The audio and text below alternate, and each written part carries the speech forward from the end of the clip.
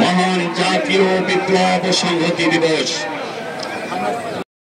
প্রিয় উপস্থিতি, আপনাদের কাছে আমাদের নেতারা আহ্বান আছে, আপনারা মিছিল আমি আর কি বলবো, আমার দুঃখের কথা আপনি সব শুনেছেন।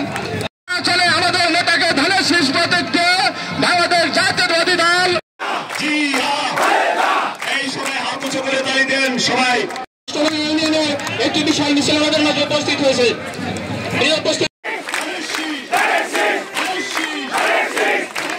আমাদের মাঝে বক্তব্য রাখবেন আমাদের শহীদ আমাদের নেত্রী দেশ নেত্রী বেগম খালেদা জিয়া এবং তারেক জিয়ার নির্দেশে 7ই নভেম্বরের আমাদের প্রত্যাশা হচ্ছে আমরা সকলে ঐক্যবদ্ধ থাকব এবং আগামী নির্বাচনে যে কোনো মূল্যে আমরা ধানের শীষকে জয়যুক্ত করাবো। আমাদের এখানে মনোনয়নপত্র স্থগিত করা হয়েছে। আমাদের নেতা বিএনপির ভারপ্রাপ্ত চেয়ারম্যান জননেতা জনাব তারেক রহমান ইতিপূর্বে বিভিন্ন জরিপ করেছেন, এখনও জরিপ চলছে। আমরা বিশ্বাস করি তিনি তার সুচিন্তিত মতামতের মধ্য দিয়ে কালীগঞ্জের মানুষের প্রত্যাশা পূরণ করবে, এটাই আমাদের প্রত্যাশা।